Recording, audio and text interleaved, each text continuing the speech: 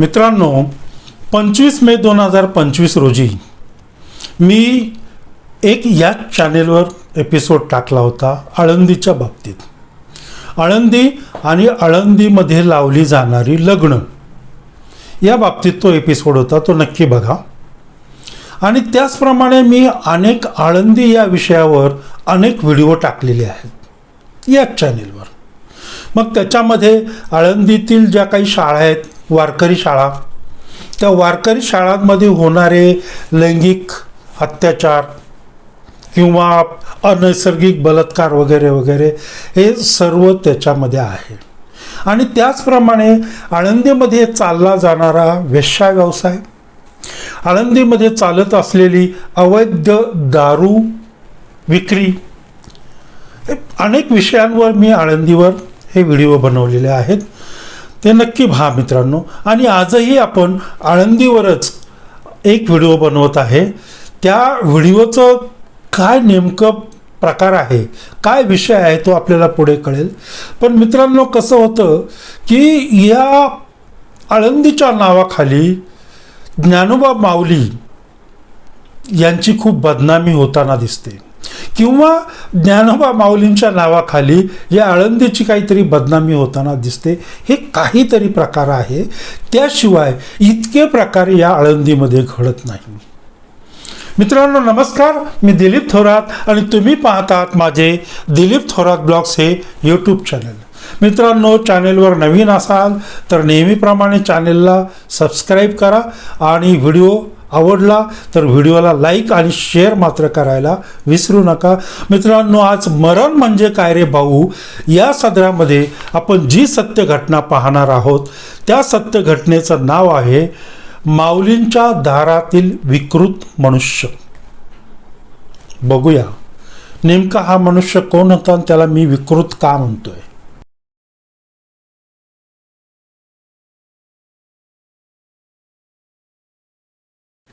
आता मित्रांनो, तुम्ही म्हणाल या त्याला हा मनुष्य कायमच आळंदीवर बरेचसे व्हिडिओ टाकतोय, आळंदीच्या का मागे लागलाय.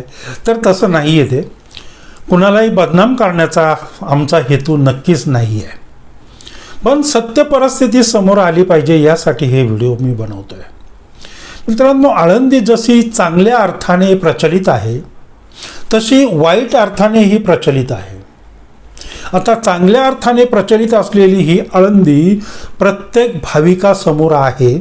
त्याच्याविषयी, त्या आळंदीच्या, त्या माऊलींच्या चांगलेपणाविषयी विषय मांडण्याची काही गरज नाही आहे. ती आपोआपच प्रत्येक नागरिकाच्या हृदयामध्ये ती माऊली जाऊन बसते. परंतु यातला जो काही विकृत भाग आहे, यातला जो काही खराब भाग आहे आळंदीमधला, तो मात्र वारंवार तुमच्या समोर आणणं गरजेचं आहे. कारण हा भाग तुम्हाला माहीत नसतं. भाविक जातात, माऊलींच्या दर्शनासाठी जातात, माऊलींचं दर्शन घेतात आणि धन्य पावतात आणि माघारी फिरतात. परंतु आळंदीमध्ये अजून काय काय चालतं हे तुम्हाला माहीत असणं गरजेचं आहे. का तर तुम्हाला आळंदीमध्ये वावरताना मित्रांनो त्या दृष्टीने तुम्हाला सुरक्षितता पाळता येईल किंवा सावधानगिरी तुम्हाला पाळता येईल, म्हणून हा व्हिडिओचा खटाटोप आहे. आता बघा, एक कहाणी सांगतो. कहाणी म्हणजे सत्य कहाणी. गेल्या महिन्यातच, गेल्या महिन्यातच आळंदीतील जे काही समाधी मंदिर आहे, या समाधी मंदिरातील एका पुजाऱ्याने या समाधीच्या वरती जे काही पैसे ठेवलेले असतात, म्हणजे जे काही भाविक प्रेमाने त्या ट्रस्टसाठी, त्याच्या मदतीसाठी जे काही दान करत असतात, ते समाधीच्या तिथे ते पैसे होते. आणि या पुजाऱ्याने ते पैसे गुपचूप खिशात टाकले. घ्या, आता आपण कुठून कुठून माऊलींच्या दर्शनासाठी जातो, भाविकतेने जातो, आणि तिथले पुजारी मात्र माऊलींच्या समोर ठेवलेले, समाधीच्या समोर ठेवलेले पैसे चोरून खिशात टाकतात. आहे की नाही गजब प्रकार. आता याचा अर्थ काय होतोय की या पुजाऱ्याला, या ज्ञानोबा माऊलींचं काहीही राहिलेलं नाही. महत्त्व जे आहे ते ज्ञानोबा माऊलींचं या पुजाऱ्याला नाही, त्याचा तो धंदा आहे. पुजारी पूजा करणं हा त्याचा धंदा आहे. आणि त्या धंद्यामध्ये मग 19-20 आलं, मग तो देवाच्या दारातला धंदा असो किंवा मग तो रोडवरचा धंदा असो, ह्या पुजाऱ्याने ते 19-20 केलं आणि तिथले पैसे खिशात टाकले. म्हणजे याचाच अर्थ असाही होतो की मित्रांनो, ही जी काही माऊलीची समाधी आहे, त्या समाधीकडे तुम्ही अगदी भाविकतेनं पाहता, श्रद्धेने पाहता, तो समाधीचा दगड, वाईट वाटलं ना तुम्हाला दगड म्हटल्यानंतर, पण या पुजाऱ्यांना तो दगडच वाटतोय. या पुजाऱ्यांच्या लेखी हा जो काही समाधी आहे तो दगड आहे, आणि म्हणूनच ते एवढं धैर्य करतात, एवढं डेअरिंग करतात की समाधी समोर ठेवलेले पैसे खिशात टाकण्याचे. दुसरं उदाहरण ऐकायचं आहे, लगेच पुढे सांगतो. आता बघा, कुंपणच शेत खातंय असं म्हटलं तर हरकत नाही. अगदी अलीकडची एक गोष्ट आहे की या मंदिरातील एक कर्मचारी, हा कर्मचारी रात्री मंदिराच्या परिसरात, मंदिरामध्ये दारू पिऊन धिंगाणा करतो. किती वाईट वाटलं तुम्हाला? मंदिरामध्ये दारू पिऊन धिंगाणा घालतो, कर्मचाऱ्यांबरोबर, इतर कर्मचाऱ्यांबरोबर काय म्हणतात ना, तो भांडण करतो. अशी ही माऊलींची आळंदी, आणि असं ही ज्ञानोबा माऊलींची समाधी, आणि असं हे ज्ञानोबा माऊलींचं हे मंदिर, की ज्या मंदिरामध्ये सगळे गैरप्रकार चालतात. प्रशासन, मंदिर प्रशासन याच्याकडे दुर्लक्ष करतंय का? काय नेमकं होतंय काय की हे सगळं त्यांना कंट्रोल होत नाहीये?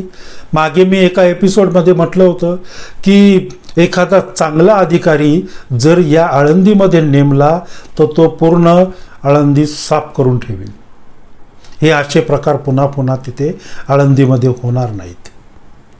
तर मित्रांनो, याने दारू पिऊन धिंगाणा घातला. मग या दारू पिऊन मंदिरामध्ये धिंगाणा घालणारा जो काही कर्मचारी आहे, या कर्मचाऱ्याचं ज्ञानोबा माऊलींकडे पाहण्याचा दृष्टिकोन काय? आपण इतक्या लांबून, म्हणजे परराज्यातून लोक ज्ञानोबा माऊलींना हात जोडण्यासाठी तिथे येतात, आणि इथले कर्मचारी मात्र दारू पिऊन धिंगाणा घालतात मंदिरामध्ये. यांचा त्या माऊलींकडे पाहण्याचा काय दृष्टिकोन असेल? एक दगड म्हणूनच ते पाहतात, बरोबर की नाही? एक धंदा म्हणूनच त्या माऊलींच्या त्या समाधीकडे ही लोक पाहतात. अहो, विश्वास कोणावर ठेवायचा? विश्वास कोणावर ठेवायचा? या माऊलींवर ठेवायचा की या हे असं कृत्य करणाऱ्या ह्या लोकांवर ठेवायचा? कुणावर विश्वास ठेवायचा?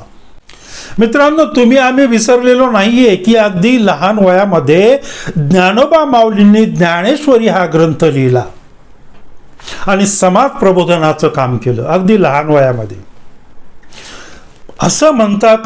मग ती दंतकथा आहे की काय ते मला माहीत नाही, पण ज्ञानोबा माऊलींनी रेड्याच्या तोंडातून वेद वधवून घेतले. एवढे मोठे पण लहान वयात, म्हणजे काय म्हणतात ना, वय लहान मूर्ती लहान पण कीर्ती महान, अशा प्रकारे ज्ञानोबा माऊलींनी अगदी कमी वयामध्ये, 12-13 वर्षाच्या वयामध्ये समाज प्रबोधनाचं काम केलं. 300 वर्ष झाली, 400 वर्ष झाली, काय झाली असतील ती, आणि ती ज्ञानेश्वर माऊली आजही, किंवा त्यांनी लिहिलेली जी काही ज्ञानेश्वरी आहे ती आजही आपण वाचतो, आजही आपण तिचं पूजन करतो. आजही कीर्तनकार याच्यातले ज्ञानेश्वरीतला एखादा ओवी घेतात आणि त्याच्यावर कीर्तन करतात. इतकं महान कार्य या ज्ञानोबा माऊलींनी करून ठेवलेलं आहे मित्रांनो. आणि हे तिथला स्टाफ मात्र दारू पिऊन धिंगाणा या मंदिरामध्ये घालतायत. अजून पुढची कथा आहे का याच्यापेक्षा वरची? मग तुम्हाला लक्षात येईल की आपले ज्ञानोबा माऊली किती संकटात आणलेत. कुणी? तुम्ही, आम्ही. आपणच संकटात आणलेलं आहे ज्ञानोबा माऊलींना. ऐका पुढचं. आता पुढची गंमत सांगताना खूपच त्रास पण होतोय, पण तुमच्यापर्यंत ही माहिती गेली पाहिजे, हाच त्याच्यातला उद्देश आहे. आता पुढची गंमत अशी आहे की तिथले जे काही आळंदीतले माऊलींच्या आजूबाजूचे जे काही कीर्तनकार आहेत, दररोज तिथे कीर्तनं वगैरे होतात आणि या कीर्तनकाराने आजचा दिवस पर्टिक्युलर काहीतरी तो दिवस असेल, तो दिवस या कीर्तनकाराला दिला नाही प्रशासनाने, म्हणून या कीर्तनकाराने तिथे कर्मचाऱ्यांशी धक्काबुक्की केली. जे काय मंदिर प्रशासन आहे त्यांच्याशी वाद घातला. बघा, हे कीर्तनकार हे सगळं चालतं. प्रचंड प्रमाणामध्ये इथं पैशाची उलाढाल होत असते आणि जिथं पैशाची उलाढाल होते मग तिथे देव असो किंवा दानव असो, रस्ता असो किंवा मार्केट असो, तिथे 19-20 होतच. मग माऊलींच्या दारामध्ये किती 19-20 होत असेल याचा विचार करा. त्यामुळं तुम्ही जे काही पैसे माऊलींच्या समाधीवर ठेवता ते पैसे बिलकुलही समाधीवर ठेवू नका. त्यांची ट्रस्टी आहे, त्यांचं प्रशासन आहे, ते तुम्हाला जे काही 10 रुपये द्यायचेत, 20 रुपये द्यायचेत, 50 रुपये द्यायचेत, 100 द्यायचेत, 1000 द्यायचेत, ते त्या प्रशासनाकडं देऊन त्याची रीतसर पावती फाडून घ्या. म्हणजे हे जे काही असे जे काही पुजारी आहेत मधले खिशात घालणारे, त्या पुजाऱ्यांना ह्या असा प्रकार करण्याचा वाव मिळणार नाही. तुमच्या माझ्याच हातात आहे. तर पुढची घटना तर भयानकच आहे, अतिशय भयानक आहे. म्हणजे तुम्ही विचारही करू शकत नसाल की इथे एवढं सगळं काही होतं. ऐका, ते ऐकण्यासाठी मंडळी व्हिडिओ शेवटपर्यंत पहा. मंडळी, दिवस उगवला 23 एप्रिल 2025. वेळ आहे सकाळची आणि ठिकाण आहे ज्ञानोबा माऊलींच्या समाधीचं मंदिर. नीट लक्ष देऊन ऐका मित्रांनो. आता या समाधीच्या मंदिरामध्ये म्हणजे सिद्धेश्वराचं दर्शन घेण्यासाठी सकाळी 9 वाजता रांग लागलेली होती, भाविकांची रांग लागली होती. यामध्ये अनेक भाविक परप्रांतीय सुद्धा होते आणि काही महाराष्ट्रातले होते. आता काय झालं की ही रांग लागलेली होती, सकाळी 9 वाजलेले होते, वातावरण अतिशय सुंदर असं वातावरण होतं आणि या सुंदर वातावरणामध्येच एक महिला प्रचंड आरडाओरड करू लागली, प्रचंड. आता या महिलेला अचानक काय झालं म्हणून जे काही मंदिर प्रशासन आहे ते मंदिर प्रशासनही खडबडून जागं झालं. आजूबाजूचे रांगेत असणारे जे काही भाविक आहेत हे भाविकही खडबडून जागे झाले. त्या महिलेकडे सगळ्यांचं लक्ष गेलं की नेमकं झालं काय. परंतु मित्रांनो, झालं असं होतं की या रांगेचा फायदा घेऊन या महिलेच्या पाठीमागे बरोबर उभा असलेला एक विकृत मनुष्य, त्याने या महिलेची छेड काढली. बघा, या महिलेच्या पाठीमागे उभा असलेला एक विकृत मनुष्य त्याने या महिलेची छेड काढली, तीही ज्ञानोबा माऊलींच्या समोर. ज्ञानोबा माऊली हे सर्व उघड्या डोळ्यांनी पाहत असताना या विकृत माणसाला शरम वाटली नाही या महिलेची छेड काढताना. अरे तू आला कशासाठी होतास? दर्शन घेण्यासाठी आला होता की बायकांची छेडछाड काढायला आला होतास? जर बायकांची तुला छेडछाड काढायची होती तर तुला अन्य कितीतरी ठिकाणी होती. देवाचं ठिकाण तू का निवडलं? त्या बाईने प्रचंड आरडाओरड केलं आणि ह्या विकृत माणसाच्या दिशेने उंगली निर्देश करून तिने असं सांगितलं की याने माझं घृणास्पद हे केलं होतं. त्याने जी काही छेडछाड काढली होती ती घृणास्पद होती. ते मी आता शब्दामध्ये सांगत नाही, ते ठीक वाटत नाही, पण त्या माऊलीचा पण प्रश्न आहे. पण ती जी काही छेड होती ती घृणास्पद होती आणि त्यामुळे तिने आरडाओरड केली होती. जर थोडंफार काही असं धक्का लागतो, रांगेमध्ये धक्का लागतो एकमेकाला, मग तो पुरुष असो किंवा स्त्री असो, परंतु धक्का लागणं चुकून हा भाग वेगळा आहे. याने घृणास्पद अशी छेड काढली, त्यामुळे त्या बाईने आरडाओरड केला, त्या महिलेने आरडाओरड केला. बघूया पुढे काय झालं ते.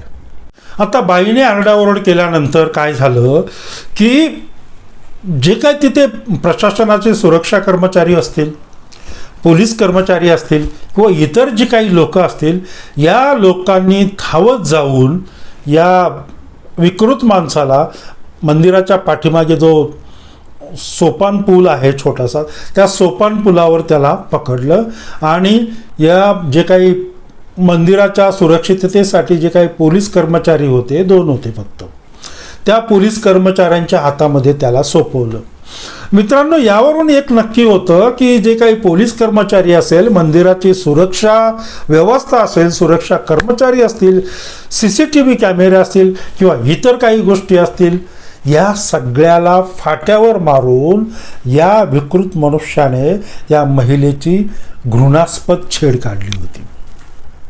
त्याला माहीत होतं पोलीस बाजूला उभे आहेत, सुरक्षा अधिकारी बाकीचे मंदिरातले उभे आहेत, CCTV कॅमेरा चालू आहे, तिथे CCTV कॅमेरा चालू आहे असा बोर्डसुद्धा लिहिलेला असतो आणि एवढं असताना सुद्धा हा विकृत त्या महिलेची छेड काढते, या सगळ्याला फाट्यावर मारून. म्हणजे थोडक्यात काय होतं की हे जे काही सुरक्षा अधिकारी आहेत, मंदिराचे पोलीस आहेत, CCTV आहेत, हे यांचा कार्यक्रम सगळा आलबेल चालू आहे असं म्हटलं तर वावगं ठरणार नाही. तर थोडक्यात काय मित्रांनो, तर आळंदीमध्ये या घटना वारंवार घडत असतात, वारंवार घडतात, परंतु ते तीर्थक्षेत्र असल्यामुळे आपण त्याच्याकडे कानाडोळा करतो एवढं नक्की. पण अशा तीर्थक्षेत्राच्या ठिकाणी अनेक काय काय गुन्हे होतात, मागाशी मी तुम्हाला सांगितलंच काय काय होतात.